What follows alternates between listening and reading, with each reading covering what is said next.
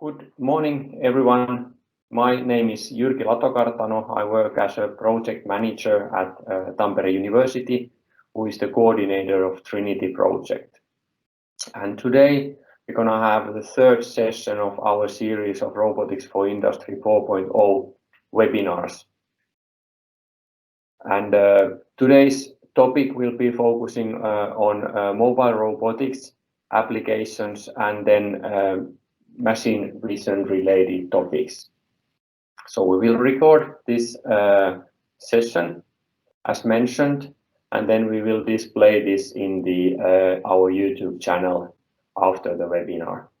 Please mute your mic during the presentations. We have 5 minutes for each presentation, and then we have 10 minutes for discussion and questions and answers. You can also place your questions on the chat window during the webinar, or you can raise your hand during the discussion session and then ask your questions. I hope we have a good seminar and fruitful discussion on this interesting topic we're going to be hearing today. Trinity TIH is a Horizon 2020 funded project where our objectives are, first of all, to improve the agility of European manufacturing SMEs. And for that, we are building a network of digital innovation hubs that can support the SMEs by providing different services.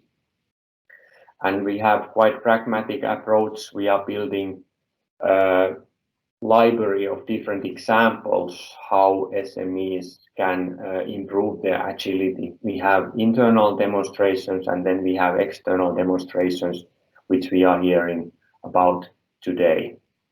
And then all this will be made available through a digital access point that will be created during the project.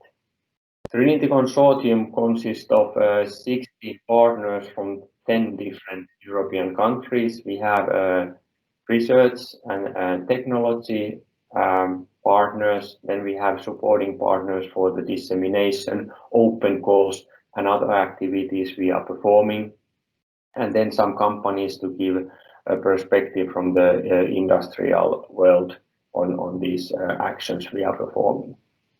Trinity focuses on 3 thematic areas, which are robotics, Internet of Things, and cybersecurity. And all these contribute to agility of manufacturing. And as mentioned, our concept and approach is quite pragmatic. We have about 20 internal reconfigurable use cases demonstrating different aspects that can improve the agility. These are mostly results from previous EU projects that we are now developing into a form that the SMEs could really take benefit from them and apply those technologies in their own manufacturing. And these use cases are built of different technical modules that are available for companies to test and demonstrate in their own production. And then now on top of these internal modules, we have our first open call or first demonstration program running where European SMEs test these ideas and bring their own ideas how to improve the agility of manufacturing. So this is the Trinity Demonstration Program 1 that is currently running, started in June and runs for 12 months from the demonstration point of view. So we have demonstrations ranging from 9 months to 12 months where companies will be doing different tests and demonstrations in the agility area. We had quite a good success for our open call, 115 applications from 27 European countries. Nearly 300 companies applied. And also we got quite a good success in looking for the external evaluators who evaluated these proposals. So that was not done by the Trinity Consortium. We had external technical and business related evaluators who went through all these applications. And from there, we picked 19 proposals that have 44 partners in them from 14 European countries. And for these 19 demonstrations, we provided a budget of 4.66 million euros. And this started in July 2020, and the first demonstration program, the actual demonstration phase, is over in 12 months, so that would be summer 21. To get better understanding of how we can support SMEs and what kind of support they need, we have started a mentoring program. So each of the Trinity demonstrators consortiums have a mentor from Trinity Consortium that is supporting the companies and the consortiums in technical aspects and also in business and dissemination aspects, so that we can teach the companies how to apply for EU funding, how to get benefit out of that, and also us that as a consortium we learn how can we support SMEs best and what kind of approach to take, what kind of technologies to endorse and so on. We have a second open call coming that will be announced next months in detail, the timeline and so on. It will be similar as our first open call, only a little bit shorter demonstrations to be more effective, and also then the funding amount is slightly smaller. What we're going to emphasize more in this second open call is the European dimension. So we are looking for consortiums with partners coming from 2 or more countries, so that we can also improve the networking and the international contacts of the companies. We hope to get the application process still simplified from our first open call. But for that, please follow our channels to learn more about what's coming on the open call 2, and also then you can monitor the progress of open call 1 companies, who will be the ones giving the real content for today's webinar, where our topic is mobile robots and then different vision applications. And then after this one, we will have the final webinar on Wednesday on the topic human-robot collaboration. And without further talk, we can go to today's agenda. We have 5 different presentations focusing on the topic of today. And our first speaker will be Stijn Lambrechts from Sirris, Belgium, who will be presenting their work on mobile robotics, which can be very effective in different logistic applications. But if you need to handle various different brands of robots and different changing environments, that can be quite time-consuming and laborious. And this demonstration is focusing on how to make these aspects easier. So, Stijn, the green is yours. Thank you, Jyrki, for the introduction. I believe you see my slides now. Yes, go ahead. So, let me start by saying that we are very happy to be part of this Trinity project, and that I'm pleased to introduce our demonstrator about task-driven production logistics on behalf of the 3 partners, Flexstone, Altachem, and Sirris. Let's first look where the start of the project, what was a little bit of the origin of our demonstrator idea. We all know that in the industrial world we live in today, series always become smaller, customers are always wanting shorter lead times, and always cost is under pressure. And the answer to this increased complexity in production today, the answer we call it today smart production. And yeah, you must think then about Industry 4.0, automation, digitization, operator support, and so on.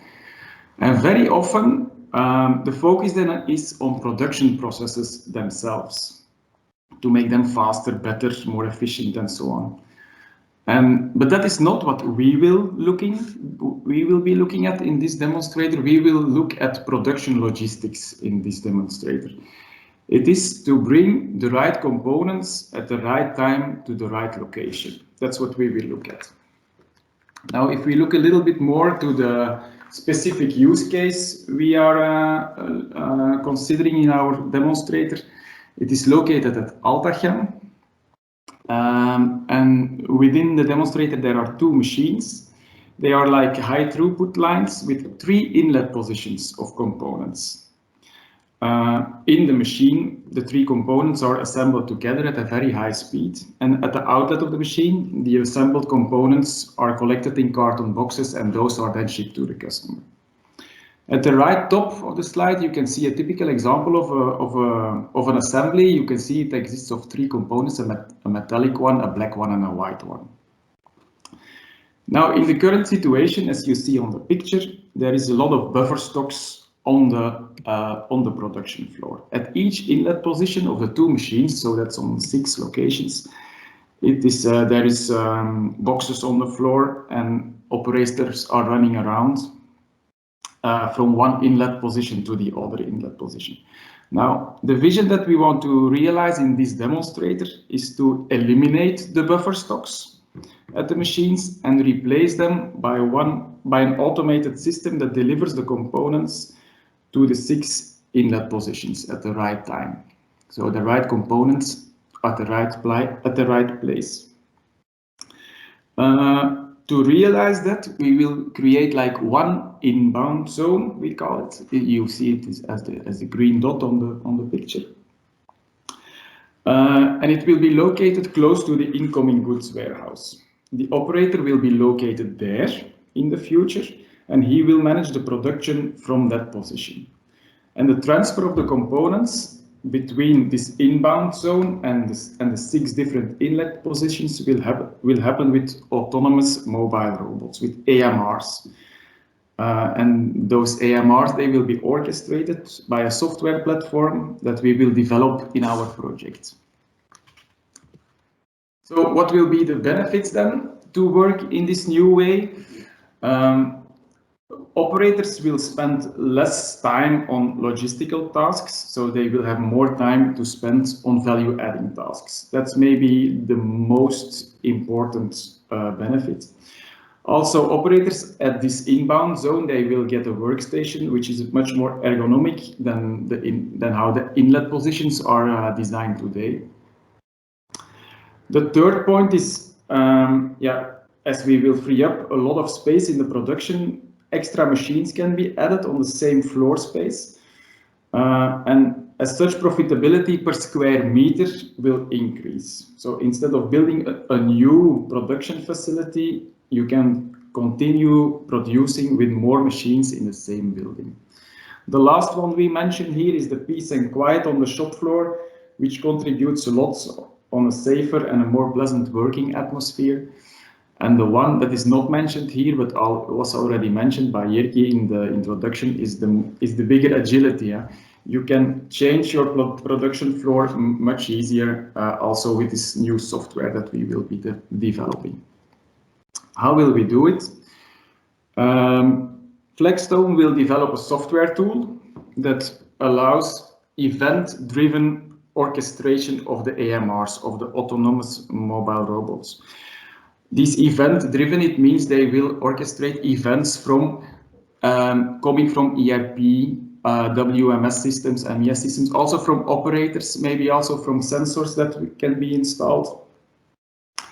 And they will build their software in a modular structure so that it can be extended easily to new orchestration implementations and hardware of other brands. You can see there in the bottom of the slide, we want to combine different brands in the same system. It's an important point that we want to, and the different brands of AMRs, of course. One mobile robot has other possibilities than another one, so we want to be able to combine them. Now, next to the software, Sirris will develop an automated docking and undocking mechanisms, and they must be fast. We see fast material drop-off and pickup as a key success factor of the demonstrator. Yeah, and in the end, it will limit the number of AMRs needed to realize this demonstrator, and it will also create a better return on investment. And the last point on the slide, you see, it's something that we also think is very important. The operators must remain in control of the production. We are trying to find out how we can find a good balance between operators in control and automation. So where are we right now? On this last slide, I will share you a little bit where we are. We have a nice scenario description describing what will happen during the demonstrator at the end. It's always good to agree on it in the beginning. Flexstone, they will first develop the orchestration service itself. And at the same time, we and them, we look together how the logistical tasks can then be communicated to the AMRs. Later in the project, only the configuration module will be built and the link with the MES or ERP system will be made. On the video at the right, you can see the principle that we want to apply to fill the inlet positions of the machines. Of course, we will combine this kind of solution with AMRs, but it should enable fast undocking or fast delivery of the components. Now, if you want to know more, you can find our contact information, you can contact us, or you can ask questions during the webinar, and then it only remains me to thank our mentor, Assad, and also you for listening. Thank you. Thank you very much, Stijn, from this interesting presentation topic. Any questions?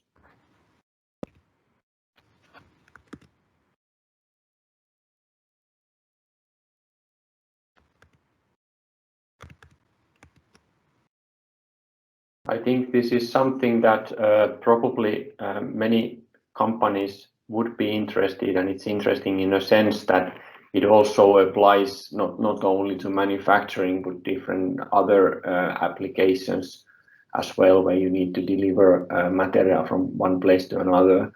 And as from what I heard from companies, many are struggling with the possibility of getting different brands, because then this integration into the MES or ERP system is very laborious and can be very expensive, especially if you need to have several fleet management systems and so on.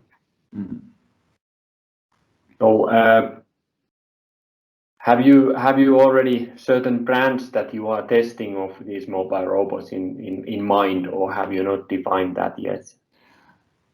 We have some in mind. It's not defined yet. If you want some names or of brands, I can ask my colleagues which ones they have specifically in mind. I see they are online. So Peter or Philippe, if you have a comment to make, feel free.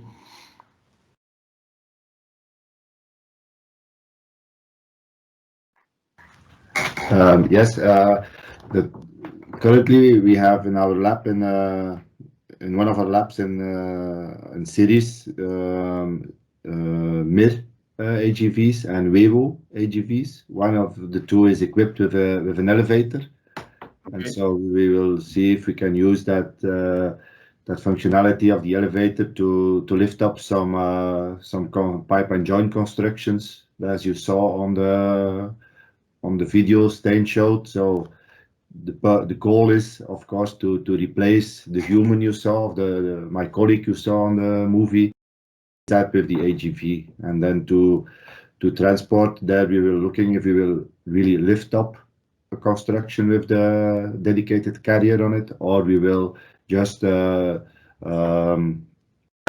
push it with wheels on the ground. So but the two brands we are currently looking at, but that's not completely 100% defined. is the MIR, so Mobile Industrial Robotics from Denmark, and Wevo from the Netherlands. Okay, good. Thank you. About the docking, Stijn mentioned that you are trying to make that faster.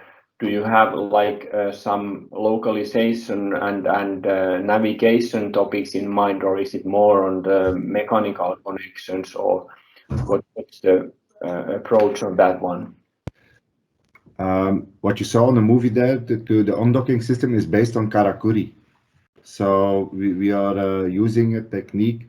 So in first place, it's mechanical, but of course we need a fine positioning system as well with the MIR or the Wevo, and then we will see if we need additional aids to make position more precise. But the fast undocking is what you saw in the movie as well. The opening of the lid of the carrier is based on a karakuri system, in fact. Yes. Okay. So it's more for this bulk type of material first. Correct. Okay, thank you very much, Stijn. I think there is no more questions on this topic, and you have the contacts there on the screen, so you can be in direct contact with the consortium if you have further questions. But let's now move on, but still stay in Belgium, where we have a LOMSAS project presented next.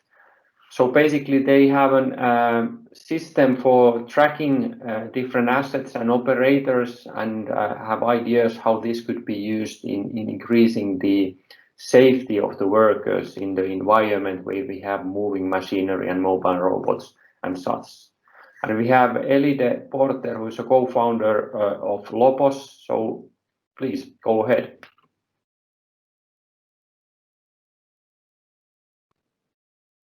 Thank you, Jirki, for the introduction.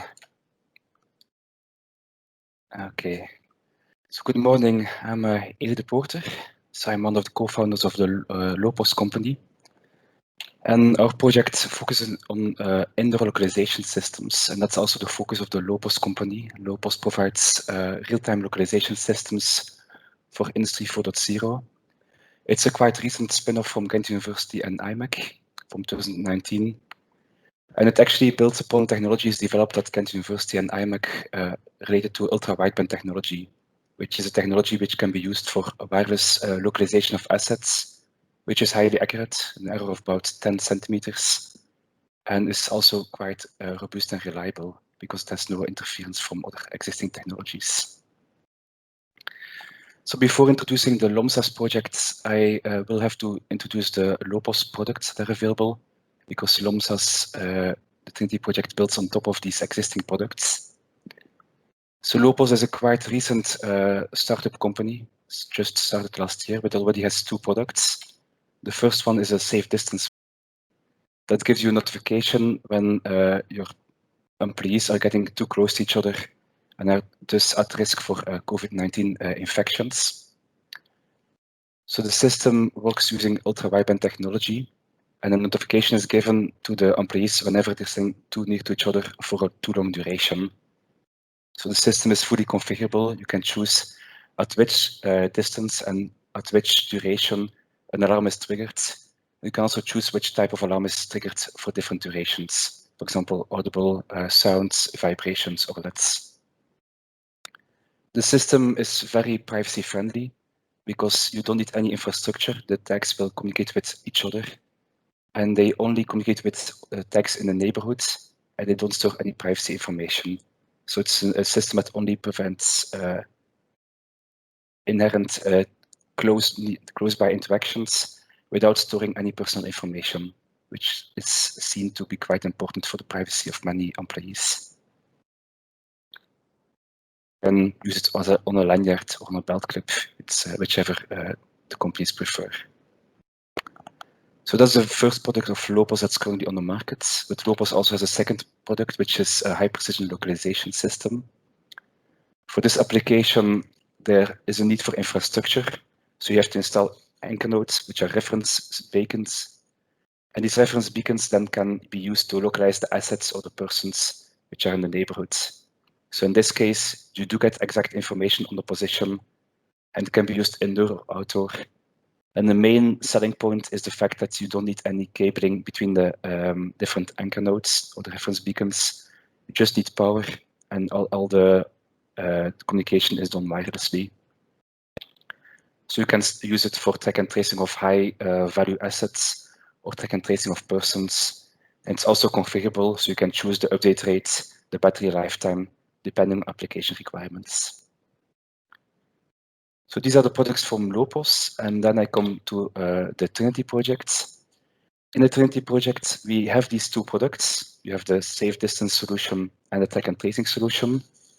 But at this moment, they are still incompatible with each other.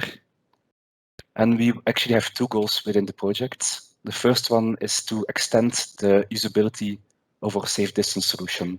Our safe distance solution is currently being used by tens of thousands of persons already across the world. But of course, it would be a shame if these tags would then be useless after the COVID-19 situation. So we want to make sure that these tags can be reused for future applications in regards to safety management. For example, by buying an additional tag and putting it on a forklift or an AGV, you can again reuse the system to generate alarms whenever the AGV or the forklift is getting too close to a person. It will have to be configured differently because in the AGV alert will have to be generated at a much higher distance, and it will depend also on the context, the speed of the AGV, the distance of the AGV, and so on. But by having these contextual aware notifications, a single tag can be used for collision avoidance and safe distancing. The tags can also then be used for example, for zone exclusion. For example, defining certain predefined zones where the operator has to be present before machinery can be operated. So the system can check if the operator is within a certain range of distances from the machinery and can automatically choose to shut down the machinery if this is not the case. It can also be used for access control by adding additional tags to the automatic doors. Automatically, the doors will open if the permissions for this person are correct and the person is actually allowed to enter the premises. You can also use them for entry detection, detecting when an asset is entering a hallway or a zone, and for checking if the persons that are using a certain machinery are certified to do so. Checking if, for example, if the person riding on the forklift has the right certification, and even changing the behavior, for example, of machinery, depending on the certification, if it's a person which is in training, an operator, or a maintenance person. So these contextual notifications and new services are the goal of the LOMSAS Trinity projects. But we have a secondary goal. We also have now the real-time localization system, which is at this moment not yet compatible with the safety management features. So instead, we want to make sure that a single tag on a person or an asset can be reused in different operation zones. So in one zone, it could be used for real-time track and tracing with high accuracy, with 10 centimeter accuracy. But when the same tag is moved to a non-track and tracing zone, it can still be used for entry detection, access control, and so on, allowing to install both infrastructure in crucial zones where you need highly accurate information, and install less dense infrastructure devices in non-priority zones, allowing to still track the presence of certain assets in these zones. The main selling point for us in this Trinity project is the fact that we can design a single tag that can be reused for all of these different purposes. And you can just use the same tag both for track and tracing, collision avoidance, zone control, and access control. For the end users, we aim to provide environmental awareness, reducing the number of accidents, for example, from collisions with forklift trucks or AGVs, but also making sure that you have to be certified before you can use certain machines, and you have to be in a predetermined zone to actually allow you to use the machinery. We will also aim for operational improvements, for example, based on track and tracing of information, internal logistic information, and so on. And the main thing we really like about this approach is that it allows you to gradually increase the services. You can start with buying tags for a single service and access control, collision avoidance, or COVID-19 detection. And you can gradually increase the number of services by just buying new tags and reconfiguring the devices wirelessly to perform new services as well. So this way you can start with a single use case and gradually extend with new use cases, allowing to spread the costs, the operational costs, and the capital expenses over multiple departments and zones, allowing to gradually improve the logistics and extend safety features. So these features are currently being implemented in the IMEC wireless testbed facilities, where we'll use mock-up using hallways and small AGVs to demonstrate the feasibility of a single tag for these multiple purposes. So there will be an AGV which is automatically steered using the tag and tracing solution. And whenever a person comes nearby, the AGV will automatically slow down. And we are also looking to test these or to demonstrate these solutions in a real-life scenario in an industrial manufacturing system. So we are already collaborating with several of our customers to find usable candidates for these demonstrations. But we are also open towards collaboration. So if you see any links with your own activities, or you think your own environment would be a nice demonstration venue, this is definitely also a possibility that we would consider.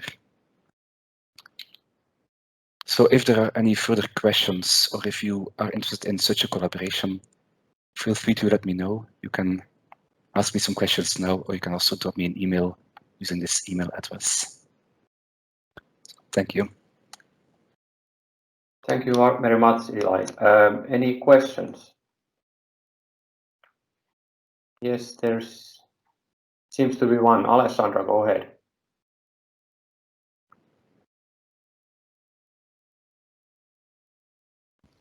Hi, no, sorry, I actually clicked it by mistake. Okay, no problem. So about the tags, what kind of a batteries do you change the battery, or do you charge them somewhere, or? It depends very strongly on the use case. For asset tracking, the battery lifetime versus update rate is configurable. So by default, we have a lifetime of about 2 years with an update rate of once every 10 seconds. But you can really tweak it if you want to have a higher update rate, or you want to have also additional information such as IMU information. You can configure this at a lower battery lifetime. If you want to have only updates once every minute or once every hour, the battery lifetime will also increase. And for the COVID awareness, the safe distancing solution, we have a battery lifetime of 3 to 4 days in typical usage conditions. Okay. Good. But, yes, on the safety applications, of course, if you rely the whole machine safety on these tags, that requires quite a sort of strict operability and fail-safe mechanisms and such. So are you planning on using this as sort of like to add the existing security and safety, or to sort of replace some existing systems? Yeah, we do see the need of multiple safety systems, especially for AGVs and forklift trucks and so on. So most of these forklifts already have different collision detection techniques, ranging from video to physical pressure points. So we do see the benefits of keeping these, but in addition, some of these systems don't work very well if you, for example, turn a corner, because they can't see beyond the corner. Whereas Yes. our system will actually work also beyond corners, because the wireless transmissions can traverse the racks of the typical warehouses.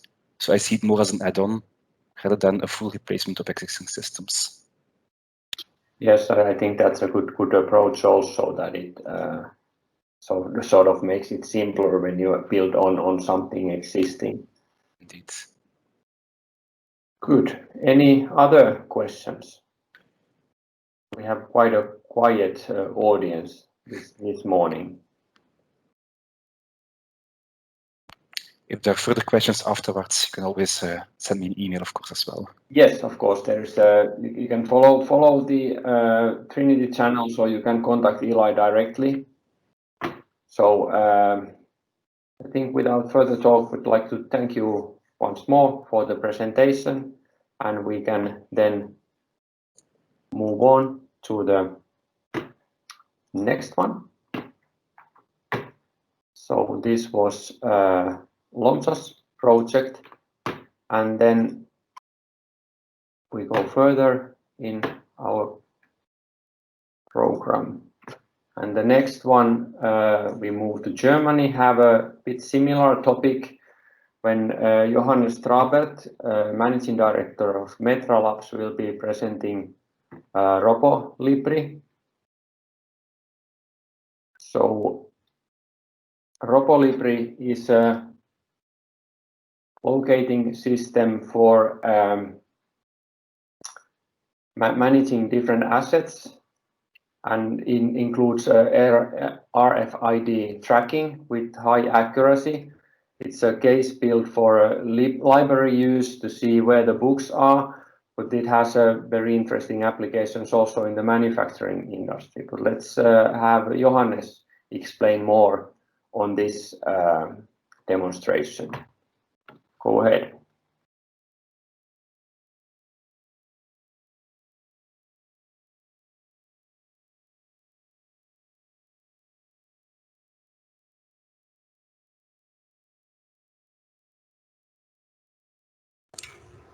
Can you hear me? Yes. Hello all together. I still like to have the rights to share my screen. It's blanked out the possibility. Okay, just a second.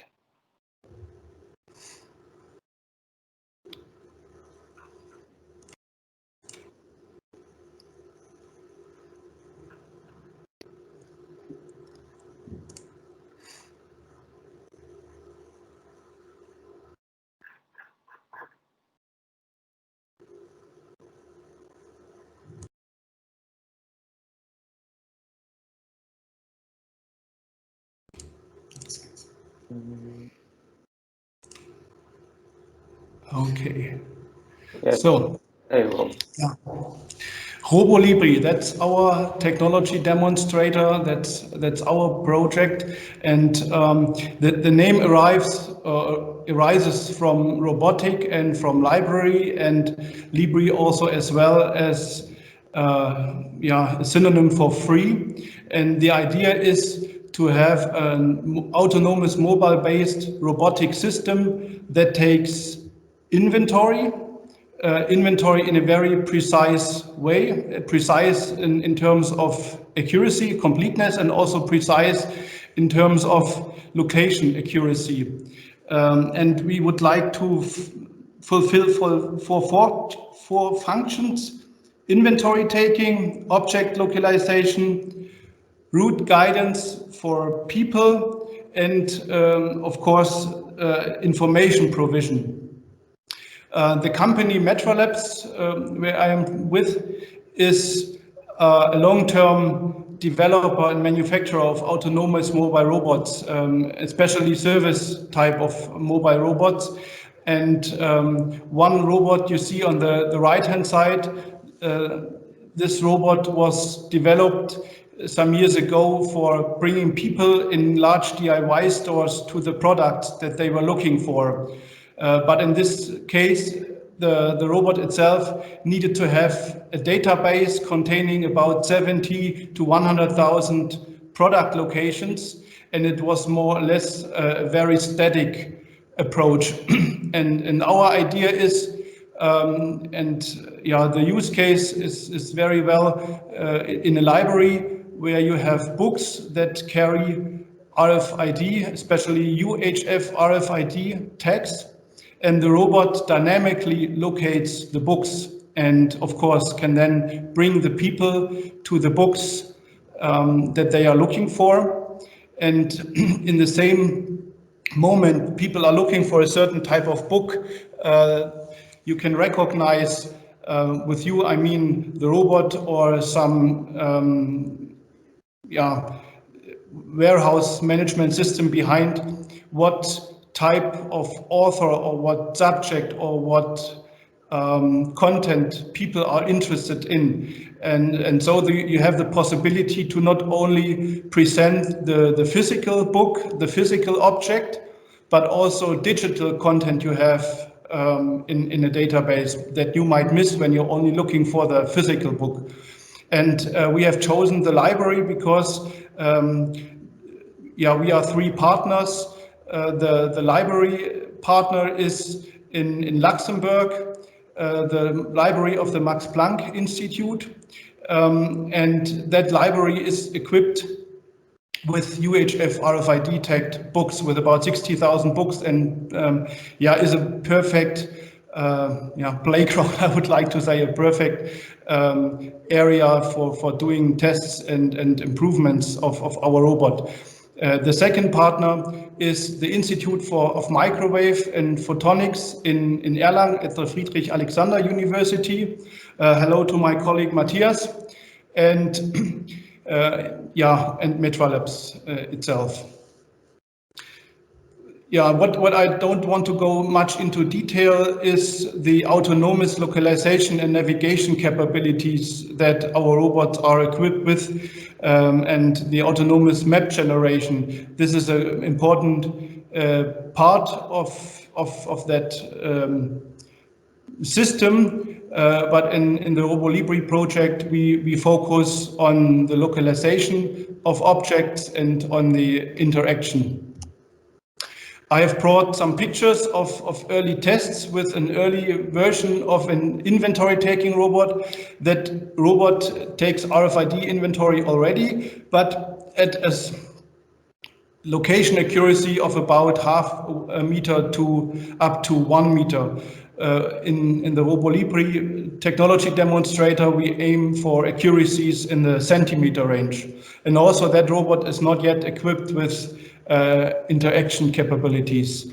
And to have an impression how the robot moves in a library, there are some seconds video on the left-hand side. Of course, if the number of RFID tags that need to be gathered is high or is large, the robot drives slowly or even waits, to make sure that every book or every object is captured. In the middle, there is a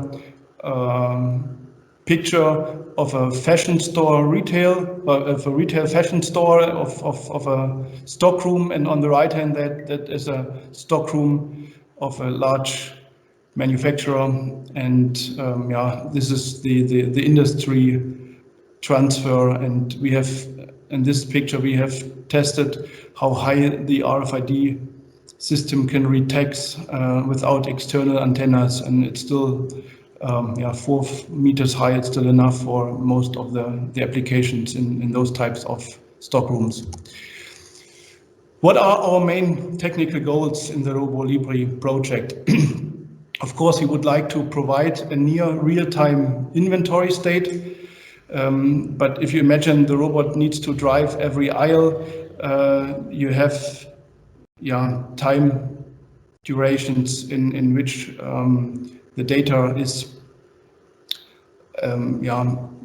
renewed, but this is rather short compared to current stock taking situations in fashion retail, where they gather the inventory within one time within 1 month or within a quarter. We now have the inventory data every night, so it's 30 to 100 times more often inventory taking runs. The second goal is the precise product localization in the centimeter range. For that, we together, especially with LHFT, with a partner from Erlangen, we develop a system that makes use of the so-called SAR, synthetic aperture radar approach. If you have questions for that special way of taking RF data, please do not hesitate and ask Matthias Gareis after the presentation. He is as well in the group. We would like to, once the robot knows where the products are located that people are looking for, we would like to provide a way to guide people to the requested objects. And of course, as explained earlier, we would like to provide more information to the people, and that we follow currently ways by using the touchscreen display, the text-to-speech capabilities, and speak recognition systems. And we currently test online and offline speech recognition systems. The earlier tests, or the earlier product that we have developed for a large German DIY store that made mainly use of the touchscreen displays. And of course, it needs to be a very easy setup. And for that, we have developed and we're currently enhancing that process, a self-exploration process for mapping. That means you define the outer boundaries of a room, and then you let the robot itself map its environment. And of course, it needs to handle layout changes over time itself, and it has to cope with dynamic obstacles. So if there are people walking around, the robot needs to wait as another human being would do, or change the direction or change the position. And the robot, of course, shall behave similar. And yeah, the robot itself shall be safe around people. And for that, we have implemented control systems and sensors to meet the functional safety rules, the norm according to ISO 13849. So this is pretty much the overview of our goals and the state we are currently at. And I'm very happy to answer your questions. Thank you very much.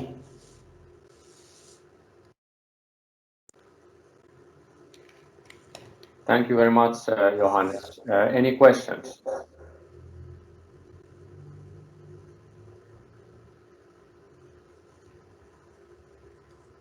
So you are building this system based on the robot you are using. Have you had any thoughts about could this be implemented with some larger robots, for example, if you have some material handling applications with higher payloads and such, or is it connected to this platform you are currently using? We currently use that platform because it's rather thin and sleek and very agile. The diameter is about 50 centimeter, but you have seen in the earlier picture on the right-hand side, the antenna shape is a bit larger than the 50 centimeters we currently have as a ground plane. The original idea was to have a system that in best case, get not stuck in small aisles and in small walkways. But of course, you can adapt that system to larger type of robots, or if it's not relevant to have centimeter accuracy in localization, because that means also a rather long inventory taking time. So a usual run of 30,000 books would be 1 hour just for taking inventory, but for high precision localization, it would probably be 3 or 4 times that hour. And depending on your requirements of precision of localization, you can add such systems also to a forklift and drive along your warehouse, and by driving the aisles you can take inventory.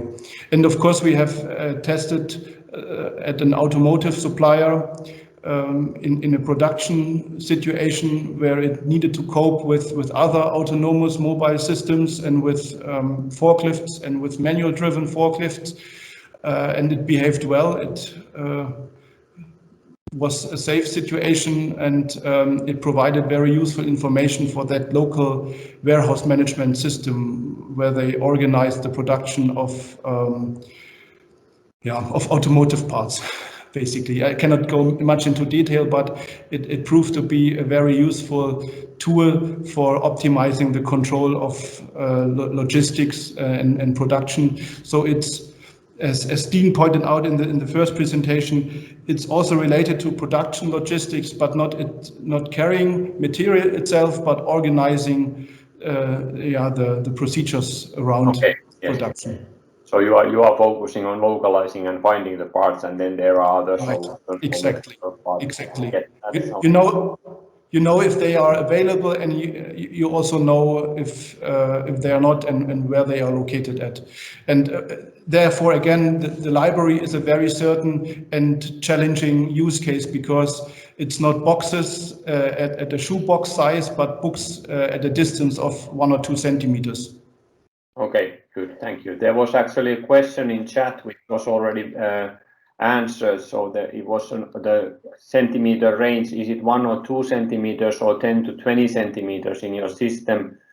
And the answer was that in laboratory environment it's 1 to 2 centimeters, or less than 1.5 centimeters. Yeah, it's a laboratory environment. I would not promise that to a customer, but we have seen those numbers. That's true. Okay, thank you. Any other questions too?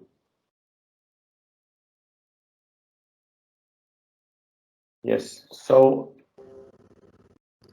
have you considered adding a manipulator to restock shelves? Yes, of course, this is the first question that comes to mind if you see such a robot. That could be another project. If it would be only books, that wouldn't be much difficult, because books have a certain shape and a certain rather small weight. But if you imagine other objects where the shape is different, and also the weight can be from some grams to maybe several kilograms, that would be more challenging. And in this case, we are focusing on inventory taking, but we have also equipped our mobile robot platform with manipulators that grab things and bring them to certain places. So we can combine that as well. That's true. Okay, thank you very much. I think we need to move on. There were some questions in the chat, but hopefully those can be answered there. We can move on to the next presentation, which will be given by Matti Tikamäki, CEO of Robot Oy in Finland, and they are focusing on application for circular economy, and more precisely on recycling of used batteries and how to sort out the different types to be able to use those in recycling. So Matti, go ahead. All right, thank you everybody. I hope you can see my screen. Greetings from Finland. We just got the first snow yesterday, and we are very white at the moment here in Oulu, northern Finland. So the RoSo-UPB stands for Robotic Sorter for Used Portable Batteries. It's not probably the best acronym, but anyhow, the problem behind the acronym is even more interesting. So basically every year there are hundreds of thousands of different type of batteries entering the European Union's area, and the European Union has calculated some of these battery waste numbers at their websites. I collected the most important thing. So there is most of it's an automotive batteries, industrial batteries, but there is a very great part of batteries under the consumer battery category. And how this one is shows the background for our project is that every year about 1.5 or 1,500 tons of different kind of battery waste is generated in Finland. And for the starting point for this project, we had the discussion between Probot and a recycling company called Accuser here in Finland. And actually the Trinity gave us a great opportunity to focus our best resources for solving the problem in their industry, and actually through that for why not the whole world's recycling or sorting of used consumer batteries. But at the moment, Accuser is a company that receives all of the battery waste in Finland and also from the neighboring countries. So it might sound a bit small amount, that 1,500 tons, but it's a very, let's say, critical, like on Northern Europe, because it's the all batteries in Finland and some from Sweden and some from Estonia. So Accuser is actually quite big actor in this process. So every year Accuser receives these batteries. They are sorting them out manually, and then they send them out for further processing. And the process goes something like this. So there is a step 1 where all the alkaline and zinc carbon batteries, button cells, are separated from the, let's say, like rechargeable batteries. And so these are separated manually by picking up all the other batteries than alkaline and zinc carbon and thrown into another bin, and that creates the fraction for the step 2. And our project is focusing especially on the step 2, where we have all different kind of amount of different precious materials, especially lithium or nickel cadmium or nickel metal hybrid. And so there is a certain materials that are very critical and very precious for recycling the material. And the fraction is basically formed out of all kind of cylinder-shaped batteries. You all know AAAs to size D. There is mobile phone batteries, e-tool batteries, all kind of, you can imagine all the batteries that are in your consumer devices and similar ones for the industry. So after the first step, what is left after the manual phase is something like this. You can see the pictures. There is a big bin of all sort of things. I don't know if it's some kind of green policy, but they are mainly green and black ones. And it's a very large variety of all sizes and shapes of actually pretty dirty objects. So it's a very, very, very multi-variety fraction. And the fraction should be sorted into these categories I mentioned earlier, so we could separate and refine the lithium inside the lithium batteries, etc. So the challenge is basically how to give the machine the same ability that the humans have. So basically what the humans do at the moment, you can see the harsh conditions, wearing the gas mask and ear protection and all the protective equipment. And we need to have the machine to notice what is the difference between these two cells that, for example, the human might have to rotate in their hands for being able to be sure that which one is which one, and definitely not letting, for example, the lead batteries to go to a wrong bin. So we should mechanically sorting and separate it into subcategories by size, for example, machine vision based technologies for identifying the shape or the text, etc. And in practice, the challenge are listed here. So how to make the machine vision understand the text on the batteries, how to make sure that the separation is succeed. So if we make a mechanical sorting and we have errors, so we don't try to push wrong shape batteries into those detection systems where we have created for a cylinder shaped, for example.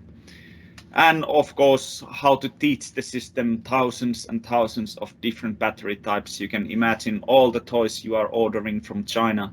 They are probably not having such a standardized batteries inside. So the markings might be really all kind of. And eventually how to make the system affordable, because money talks and we cannot make too expensive system.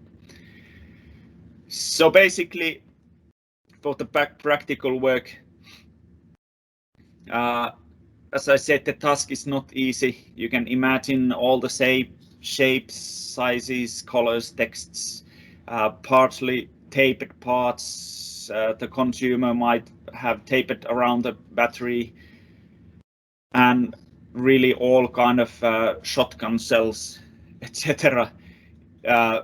Included in the material, and we need to expect that the machine is going to understand it all and can make the separation. We believe in on Probot that technically anything is possible today's world, and that's why we are very open for this case too, as in all of our cases. So at the starting point, it's all analytical work. We need analytical thinking. We need to chop the problem into smaller pieces. You can see the image where we have done a lot of brainstorming of dividing and trying to find the similarities for each type of batteries. There, the majority is, and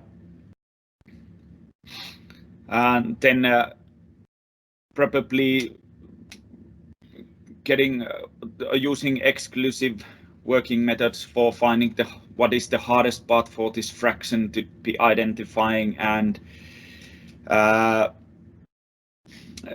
of course benchmarking all the existing solutions for different kind of recycling industry, plastic bottles, all kind of general waste, etc., and realizing what is really still needs to be done in this case, so we don't have to invent the wheel again, or the very complex wheel that is already existing in the recycling industry.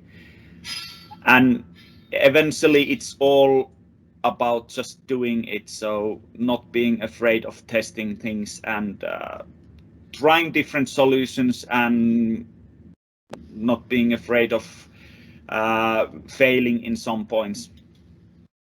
And at this point, the status after the 2.5 months, we have already several mechanical ideas have been identified and tested in practice for the first separation of the material by the shape or the size, for example. Actually, at this point, the real requirements for the machine vision is about to form. So the preliminary hunch about how this should be done is not fully working like that, but we already have the real requirements for the system. And the first machine vision tests are just about to take place, so we are in a good pace at the moment, and it's quite good status, so we are in schedule in that way. But the benefits for all these kind of things is, of course, that During the years, we have realized that actually the automation and robotics is very sustainable in a global mean. So basically, the sustainability of the modern societies need more efficient recycling for the materials and getting rid of all kind of waste and using renewable energy. And the benefits for this project is that we are focusing on the constantly growing amount of certain waste, and in this case for battery waste. And at the moment, the global recycling automation and recycling business really needs a state-of-the-art tool. So the traditional methods are probably not enough for coping the growing amount of waste. And of course, there is a huge potential for other recycling industries. We are already in hands with all different sizes and shapes of batteries, so probably it's a very easy to, or at least affordable to port to other recyclable materials. But any questions are okay. Don't hesitate to contact us in any kind of automation needs. And it was very happy to hear all kind of mobile robot related topics earlier. So we are very open for any kind of new combines. So don't hesitate to contact us. Thank you. Thank you, Matti. I think we have time for one quick question, if there is any.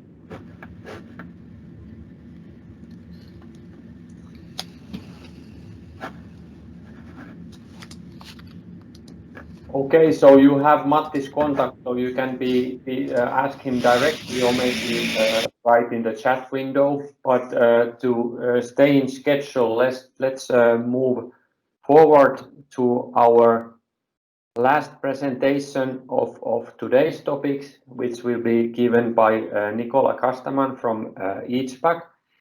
And this demonstration is focusing on different bin picking applications and using of collaborative robots in sorting out parcels and handling them.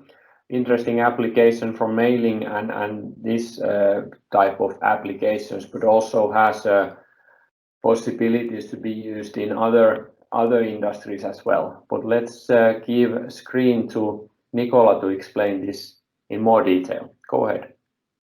Okay, thank you. Can you see my screen? Yes. Good. So thank you for your kind presentation and good morning to everyone. Okay. So HVAC is the acronym for end-to-end automatic handling of small packages.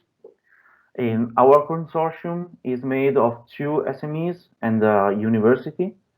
First of all, we have IT Robotics. In IT Robotics, we have a strong experience in computer vision, and in particular on random bin picking.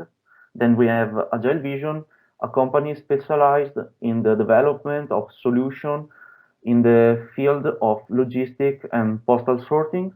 And in the end, the University of Padua, and in particular, the Intelligent Autonomous System Lab that has industrial robotics as one of the main research fields. So nowadays, the growth of e-commerce is leading to the explosion of small parcel pod shipment. Think about when you order something from Amazon, most time they are books, CDs, or small electronic stuffs. This means that the number of shipments increases while the average size of the sent packages decreases. Indeed, market research demonstrates that 92% of packages weight is below 5 kilograms and is mainly composed of small packages. As a consequence, shipping companies have to balance between low cost for their customers and the request of even faster shipment. In fact, when you order something from e-commerce, you want it in your home as fast as possible.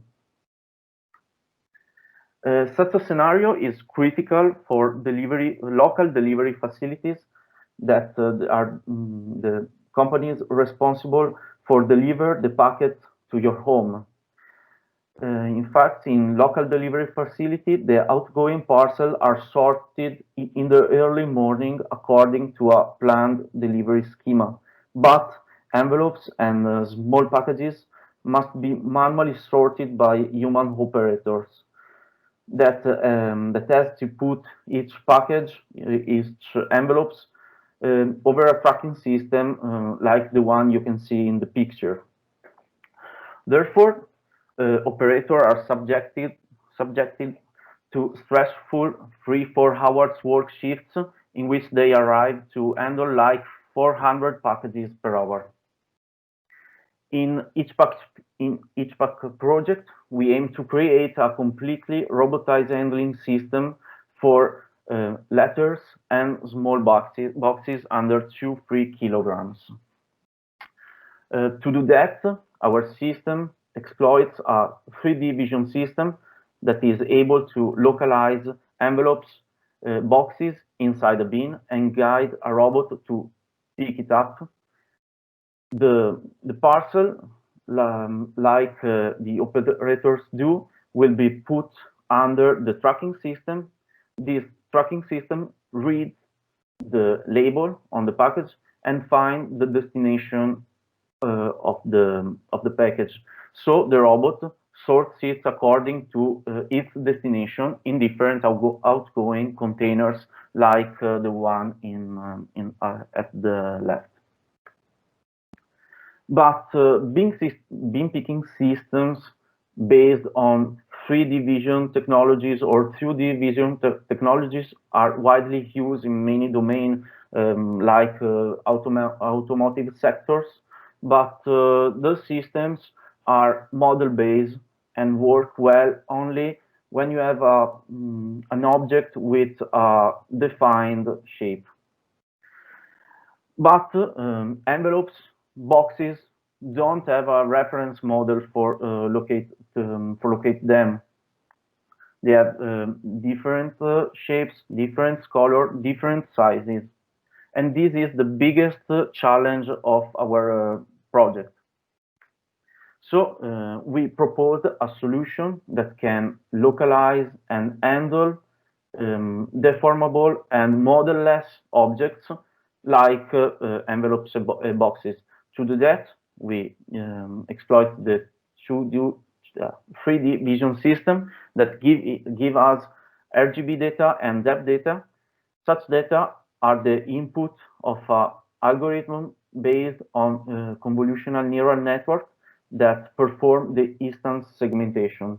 This means that we are able to find each instance of envelopes and boxes inside the bin, and moreover, we are able to distinguish between them.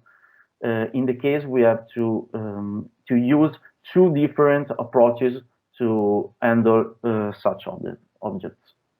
And that's all from my side. If you have some questions, thank you. Thank you very much, Nicola, for the presentation. I think it's an interesting application.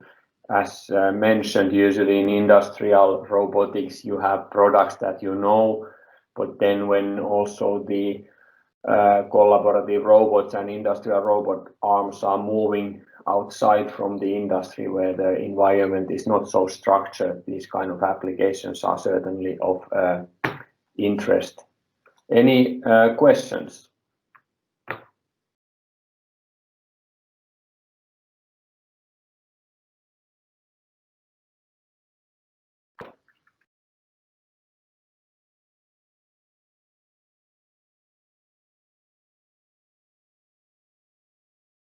Okay, apparently there is no questions to Nicola. If something shall come up later. Yes, I read a question in the chat. Oh yes, that's true. I didn't notice that one. Sorry. Well, we are using an intelligent sensor in this project to build a demo because it's easier to use such sensor, but we are also testing more industrial sensors. For example, we are performed some tests with an sensor. I don't know if you know this kind of sensor, but the main part, the most important thing is that we need RGB data and depth data to perform the task.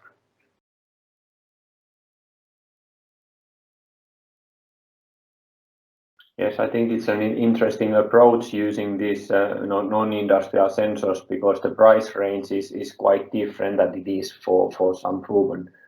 There's a follow-up comment. I know N sensor, but it has different characteristics.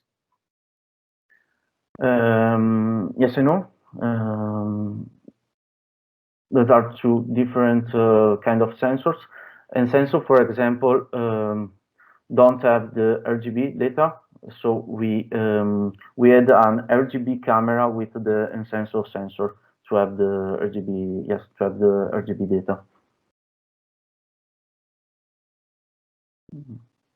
Okay, thank you very much. I think it's an interesting approach, and what I was saying, that it's interesting to see what you can do with this more common sensors or more for consumer-oriented sensors, because that can save quite a lot of money, at least in the non-critical applications. But of course, it requires some skills in programming and making the sensors and the robots communicate with each other. But that's a topic that we are actually focusing also in internal Trinity demonstrations, that there are many applications using these different non-industrial sensors for our demonstration applications.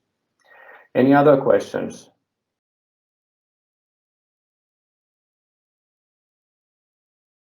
Okay, so thank you very much, Nicola. You have the contacts there, so if you want to ask more, you can follow up on later discussions. But I would like to thank you all the presenters for today's webinar.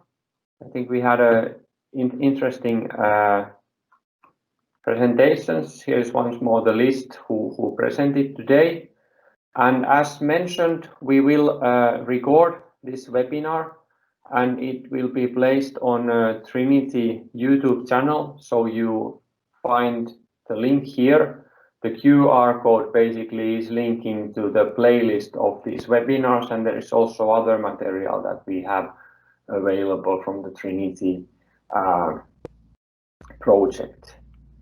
Also, our partners and our coordinator are talking or giving a presentation this Wednesday on the webinar about future of manufacturing in Europe. So if you are interested in the bigger picture and other aspects, then this free seminar is also available for you to register.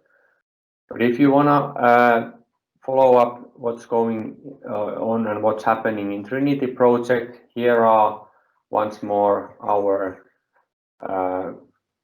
channels for the social media and our webpage. You can enroll to our email list to get the latest information, especially for the coming second open call if you are interested in funding for your demonstrations and applications that might be beneficial for your company.